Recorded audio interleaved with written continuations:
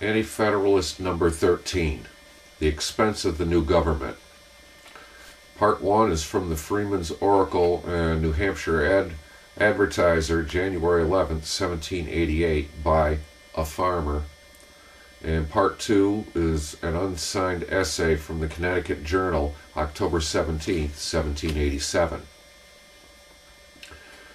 Great complaint has been made that Congress, under the Articles, has been too liberal in their grants of salaries to individuals, and I think not without just cause.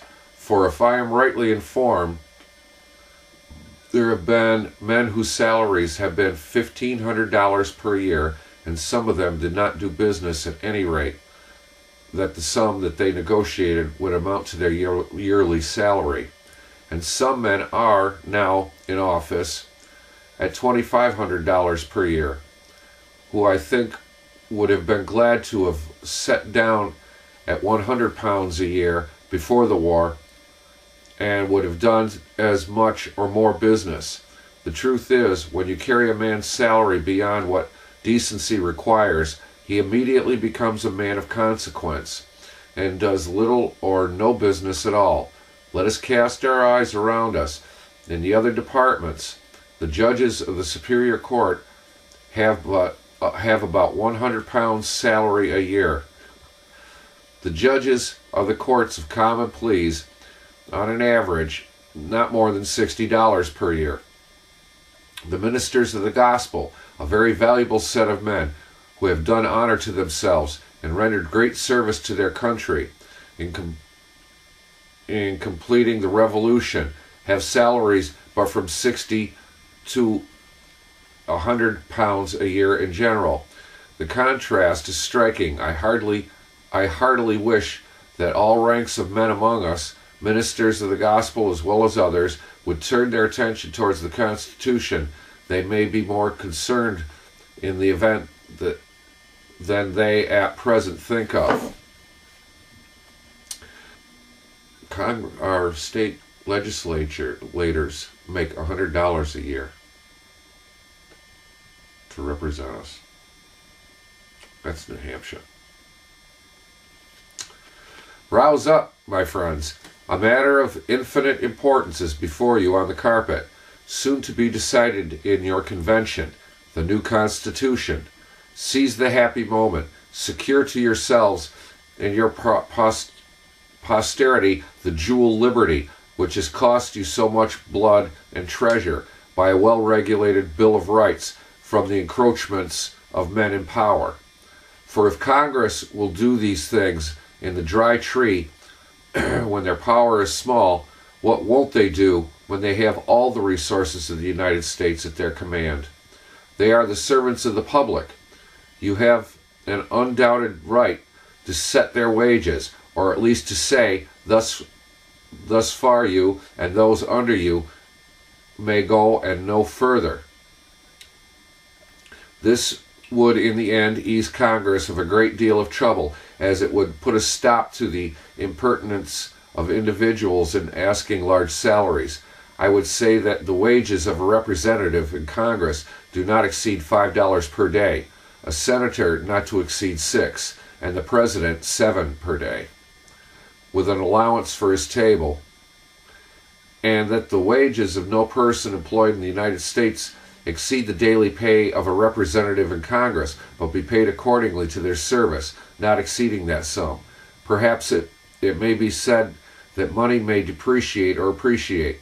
Let a price current be taken when this Constitution is completed of the produce of each state, and let that be the general standard. My friends and countrymen, let us pause for a moment and consider. We are not driven to such great straits as to be obliged to swallow down every potion offered us by wholesale, or else die immediately by our disease. We can form a constitution at our leisure, and guard and secure it on all sides. We are paying off our state debt and the interest on the domestic as fast as Congress call upon us for it. As to the foreign debt, they have the promise of more interest from us than they can get anywhere else, and we shall be able to pay them both interest and principal shortly.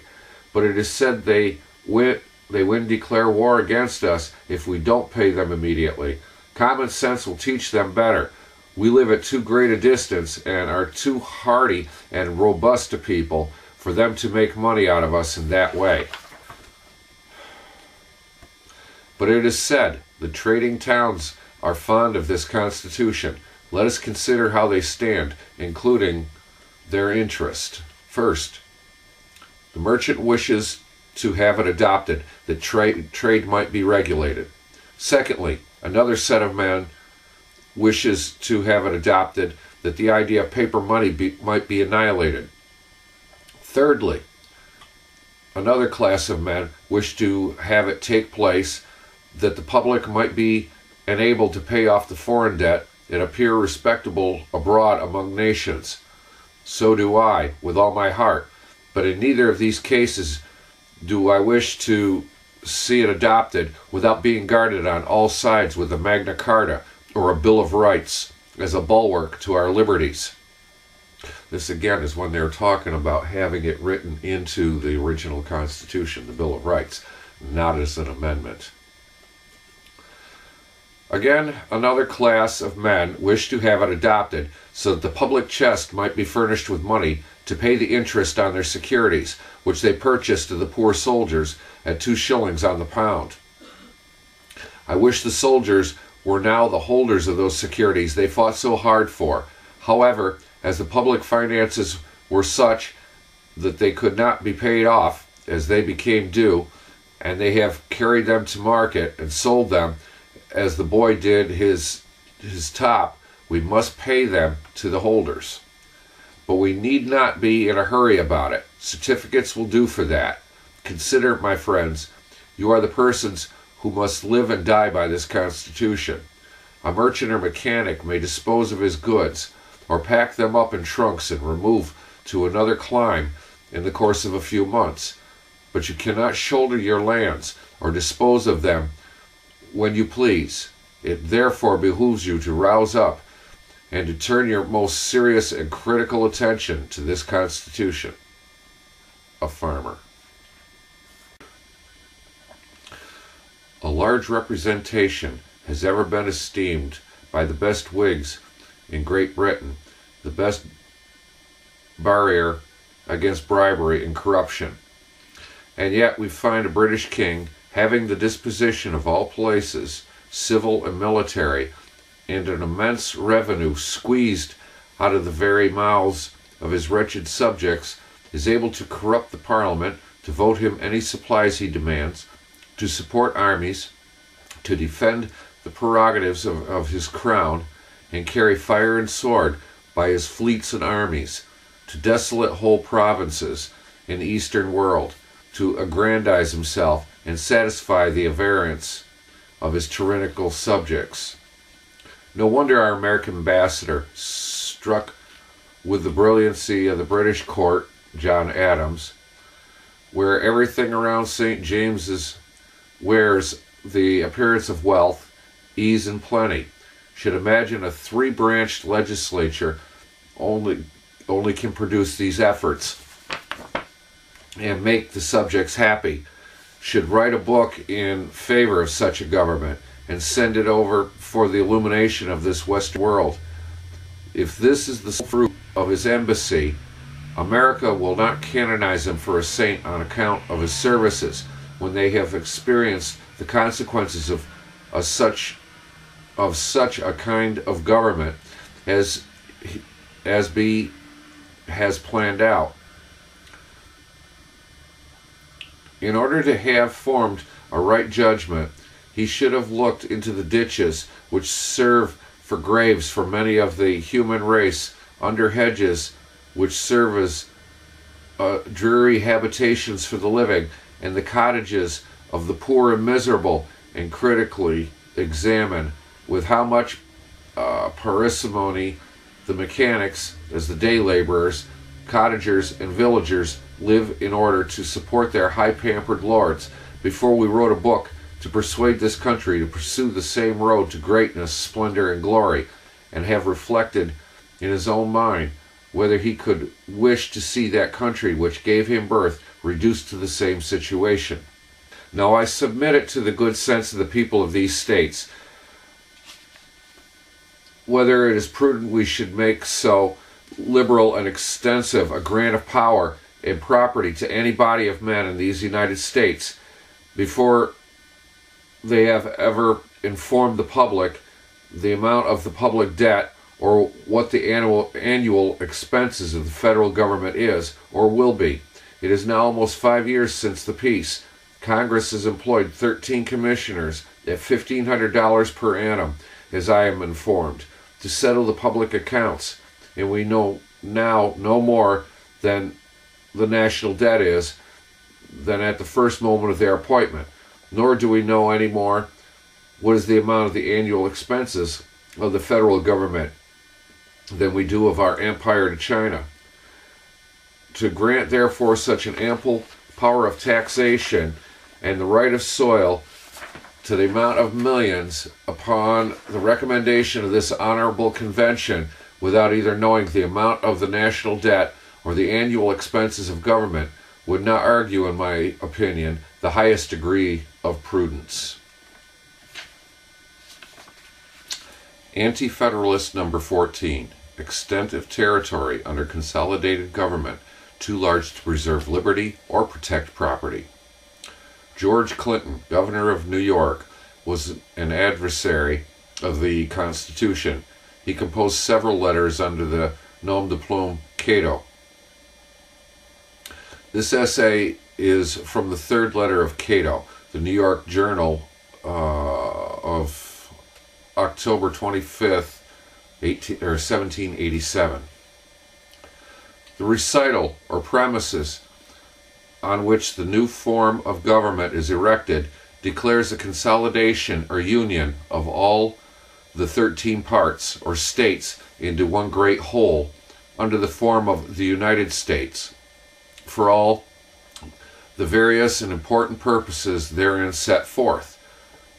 But whoever seriously considers the immense extent of territory comprehended within the limits of the United States, together with the variety of its climates,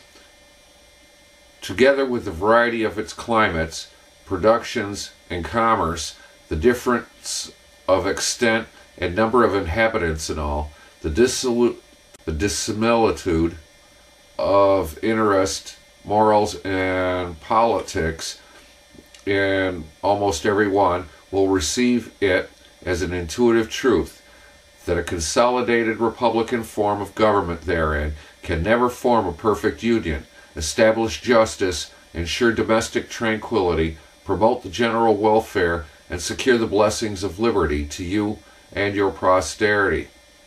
For to these objects it must be directed. This unkindred legislature, therefore, composed of interests opposite and dissimilar in their nature, will in its exercise emphatically be like a house divided against itself. The governments of Europe have taken their limits and form from adventitious circumstances, and nothing can be argued on the motive of agreement from them.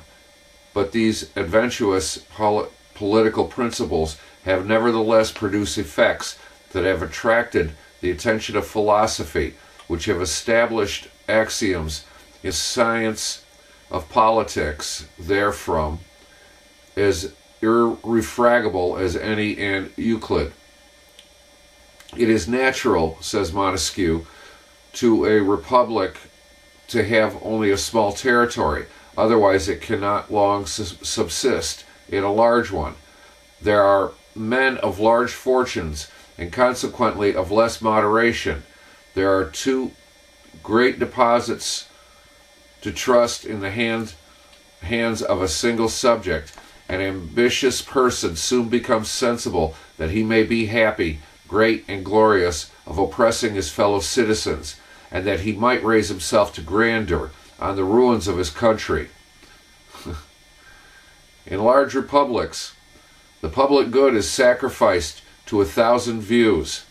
In one in a small one, the interest of the public is easily perceived, better understood, and more within the reach of every citizen. Abuses have a less extent and, of course, are less protected. He also shows you that the duration of the Republic of Sparta was owing to its having continued with the same extent of territory after all its wars, and that the ambition of Athens and Lacedaemon to command and direct the Union lost them their liberties and gave them a monarchy. From this picture, what can you promise yourselves on the score of consolidation of the United States into one government? In practicability, in the just exercise of it, your freedom insecure, even the form of government limited in its continuance, the employments of your country disposed of to the opulent, to those contumely, you will continually be an object. You must risk much by indispensably replacing trusts of the greatest magnitude in the hands of individuals whose ambitions for power and aggrandizement will oppress and grind you, where from the vast extent of your territory and the complication of interests, the science of government will become intricate and perplexed, and too mysterious for you to understand and observe, and by which you are to be conducted into a monarchy, either limited or despotic. The latter, Mr. Locke remarks, is a government derived from neither nature nor compact. Political liberty, the great Montesquieu again observes, consists in security, or at least in the opinion we have of security. And this security, therefore, or the opinion, is best obtained in moderate governments, where the mildness of the laws and the equality of the manners beget a confidence in the people, which produces this security, or the opinion. This moderation in government depends in a great measure on their limits connected with their political distribution. The extent of many of the states of the Union is at this time almost too great for the superintendence of a republican form of government, and must one day or other revolve into more vigorous ones, or by separation be reduced into smaller and more useful as well as moderate ones. You have already observed the feeble efforts of Massachusetts against their insurgents. With what difficulty did they quell that insurrection? And is not the province of Maine at this moment on the eve of separation from her? The reason of these things is that for the security of the property of the community, in which expressive term Mr. Locke makes life, liberty, and estate, to consist the wheels of a republic are necessarily slow in their operation. Hence, in large free republics, the evil sometimes is not only begun, but almost completed before they are in a situation to turn the current into the contrary progression. The extremes are also too remote from the usual seat of government, and the laws, therefore, too feeble to afford protection to all its parts and ensure domestic tranquility without the aid of another principle. If, therefore, this state, New York, and that of North Carolina had an army under their control, they never would have lost Vermont and Franklin, nor the state of Massachusetts suffered an insurrection or the dismemberment of our fairest district, but the exercise of a principle which would have prevented these things, if we may believe the experience of ages, would have ended in the destruction of their liberties. Will this consolidated republic, if established, in its exercise beget such confidence and compliance among the citizens of these states as to do without the aid of a standing army? I deny that it will. The malcontents in each state, who will not be a few, nor the least important, will be exciting factions against it. The fear of a dismemberment of some of its parts and the necessity to enforce the execution of revenue laws, a fruitful source of oppression, on the extremes and in the other districts of the government, will incidentally and necessarily require a permanent force to be kept on foot. Will not political security and even the opinion of it be extinguished?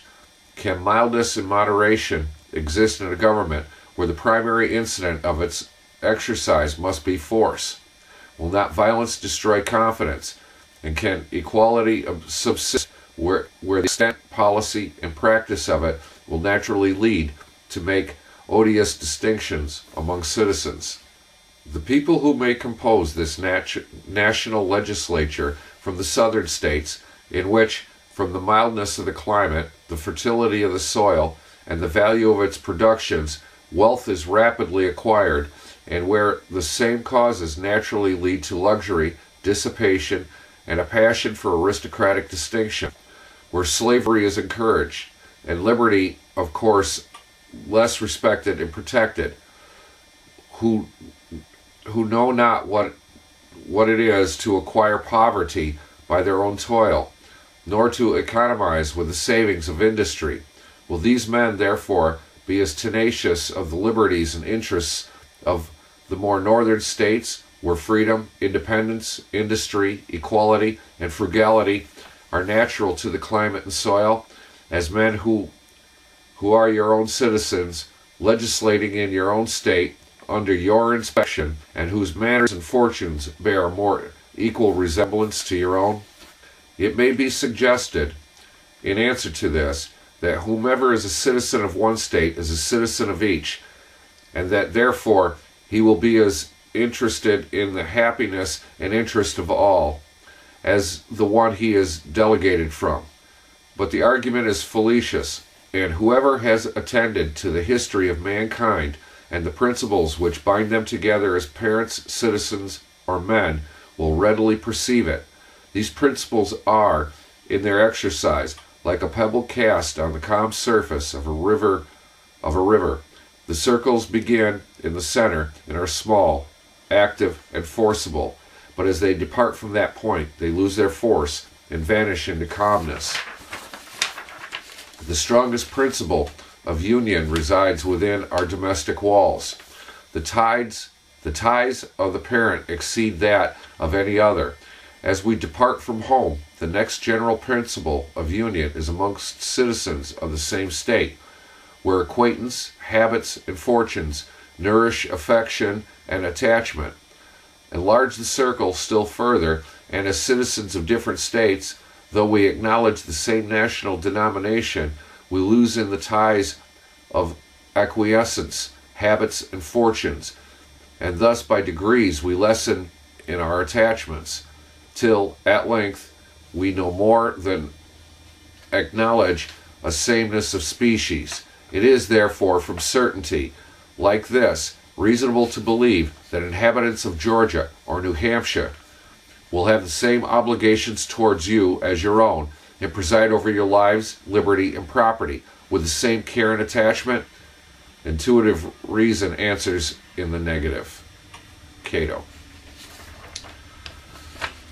Well, that's going to be it for today, folks. Something to think about. Reflect on what's been said and what's happening now.